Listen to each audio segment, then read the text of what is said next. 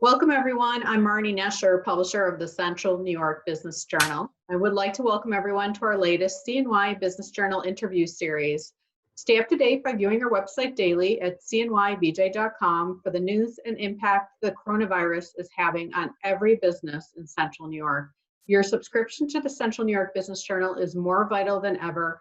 If you're not currently a subscriber, please sign up by going to our website again at CNYBJ.com. Now I'd like to introduce Randy Sabourin, owner of Metro Fitness, a local health and fitness club with two locations, one in Fayetteville and downtown Syracuse. Randy, thank you for joining me today. Well, thanks for having me, Marny. Well, my pleasure, and very interested to learn a little bit more about you and how you're dealing with the pandemic. So let's start out by telling us more about Metro Fitness. How long have you been around for, and what do you specialize in? Well, Metro Fitness, this is ironically our 25th anniversary year. Quite a year to celebrate, huh? But I started Metro Fitness as personal fitness, a small personal training studio in downtown Syracuse in 1995. My passion was to be a physical education teacher, but it was very difficult to find a job in the early 80s, 90s, and turned my passion into the fitness industry. So our foundation has always been strong in personal training, although we've evolved a great deal in 25 years into, our current offerings, which still is very heavily in personal training. I had medical exercise experience. I opened up a post-rehab medical exercise facility and shared space with Crouse Hospital's outpatient physical therapy department for 15 years. So dabbled a lot in rehab and brought that into our health clubs as well. So all of our trainers have to have backgrounds in exercise science and be very specialized certification. So that's really our strongest offering through the company. All right, and then can I ask what phase is your business fall into for the reopening? Well, we're going to open with some restrictions in phase two. Phase two. As long as your gatherings are less than 50, then phase two with your appropriate social distancing and signage and disinfecting. We're preparing for that now, and we're probably going to open one location first. Would be very challenging to simultaneously control two environments. I say that to you, but we're not completely sure. We're evaluating whether that's going to be a possibility or not right now. And that is actually one of my questions. What are you doing to prepare? What is it that you feel like you need to do? And have you received any specific guidelines from the county or the governor as to what was mandated, or is it really up to you to make a decision? Well, I've been watching a lot of webinars, that are industry specific, because our industry is unique. And I think a lot of business owners are looking to their industry leaders to help them design. And of course, CDC and your state officials are going to ultimately give you the okay with your plan. But the safety of our staff and our members is the priority. So we've looked into the disinfecting distribution equipment. For us, because we have a large footprint, it's going to be more than just a spray bottle and a rag.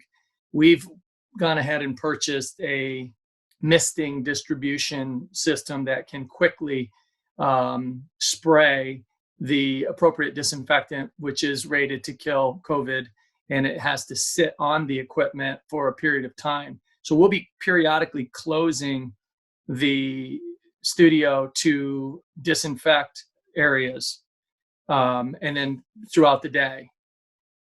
And signage, lots of signage, with emphasizing social distancing. We're evaluating, taking temperatures, masks, sneeze guards for the front desk, and gloves, all of that. Certain areas that are just not going to be accessible we're looking at opening in phases, just like businesses are opening in phases. So when we open, we'll be in what we consider phase one, and that will restrict certain areas of the club. We're not going to open up our steam rooms. Lockers will be marked off. Only certain will be available. They have to pick their key at the front desk. No towels, no water cups, no water. They're going to bring their own water. So, we're just trying to keep it as safe and disinfected for everybody. Sounds challenging. And then what about, I'm just curious myself in regards to masks. What is the protocol and how does somebody actually work out with a mask, especially cardio? Yeah, Marny, it's a great question. In our industry, we don't want to risk anybody having a cardiovascular episode because they have a restriction in their airway. And a mask, could present some breathing challenges for members while they're exercising. So that's why we're leaning more towards the temperature taking, at the entrance. And, that our staff may be required to wear them. But as far as people exercising, we may just resort in the temperature taking. And still, everything is day to day because it hasn't been told to us specifically what we have to have our members do to access the club. So if it's left up to us, then we'll probably lean towards the temperature. Okay. And can you share, were you able to take advantage of any stimulus that was offered? Yeah, that was a painful process, as a lot of business owners, I'm sure, have shared, but we did. And we have been mandated to be closed. So we have not got a lot of staff. We have a few trainers that are doing virtual training and some managers that are still working. But for the most part, I had to lay everybody off. So now the PPP funds are going to be utilized to bring them back in this, first phase of ours for, training and operations and custodial. So we were able to use it. It's going to be a challenge on the timeline that they're giving us because we basically have, 2 months of not being able to bring employees on. There's nothing for them to do if we are mandated to be closed. So what kind of, after this pandemic, what service offerings might you change or offer as a result? Are you going to be offering more virtual classes or is this still a kind of day by day? Yeah. No, there's no question. There's going to be a shift and a change in the way people's exercise behaviors. Some are going to be very comfortable to come right back. Others are going to wait. Others are just going to look to virtual. So we're going to continue to offer virtual personal training as an option. We also are online doing online classes, live Facebook classes. We're looking to our software company that we use to be able to post recorded workouts from our instructors. And yes, virtual is going to stay. And a lot of people are going to be more comfortable with that, at least, in the early days of this until we get to a vaccine. And, it's going to take some time for people to get real comfortable in environments like gyms. For us, we're a small controlled community anyway. We're not a low price, high volume experience. So we've always had a fairly small community of patrons. So it's going to be easier for us, I think, to maintain a safe environment for a smaller community. But we're guilty by association in that we're still considered a health club, even though we're more of a specialized hybrid boutique health club. So you have a lot of challenges ahead of you. As businesses reopen, downtown Syracuse most likely will continue with some workers continuing to work remotely. How will that affect your business since you have a downtown location? Yeah, I think that, I've been personally in contact with a lot of members. We've been very transparent in trying to stay out in front with our communications. And the personal training clients that we do work with either live or work downtown already. And even if they're remote, that'll be an option for virtual. But to come in at least for personal training, I think our personal training will gain the most traction, the fastest. The independent access, we're going to have people actually schedule their independent time so we can control the population. But that's going to be a variable. We're just going to have to wait and see, how many people are coming back to work in their first phase. Or maybe it's going to be phase 2. And the other thing, Marty, is we're coming into the slowest possible time in our industry is summertime. So summertime is a time where a lot of our members do a little less in-club workout and do a little more, outdoor activity. So we emphasize our personal training in this quarter coming up anyway. And we do encourage members to be active even by getting outside and riding their bike or running. So with all these new restrictions and business challenges that you'll be facing in the industry, do you expect that the fitness centers as an industry will have to increase their rates just to keep operating? I don't know. I mean, that's a tough question because a lot of franchises, the independent operator can't make those decisions. That's all governed by, corporate, which is different for us. We're a local private company with 25 years of history and service to the community. We'll be evaluating pricing, programming. A lot of our programs involve small groups. We do, a lot of weight loss programs where we can get 20 people enrolled in a program. So we're going to have to think programs through like that. And how can we still have opportunity to be involved in a 6 or 8 week outcome-based program, whether it's a weight loss or, a reboot for your fitness and health, and do it somehow independently, but give you an assignment to be part of a group as well. So you feel that commitment to a team. And what the cost is going to be driven by the consumer. It's going to be a wait and see as we go through this.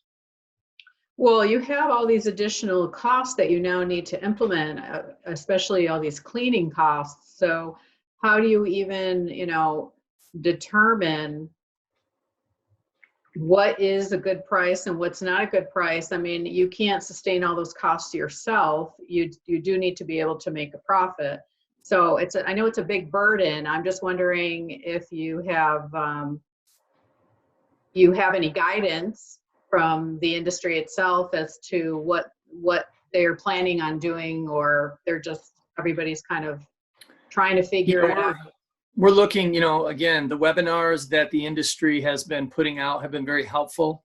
Although, state to state, things are a little different. But I think virtual is going to help because we're going to go to a paid subscription eventually. Right now, we've been doing a lot of free, live classes just to keep our members engaged with something. A lot of our members are still paying dues, and we gave them the option also, to either freeze, take a month at 0 with no charge, freeze for $10, or just pay your regular dues if you want to support the club.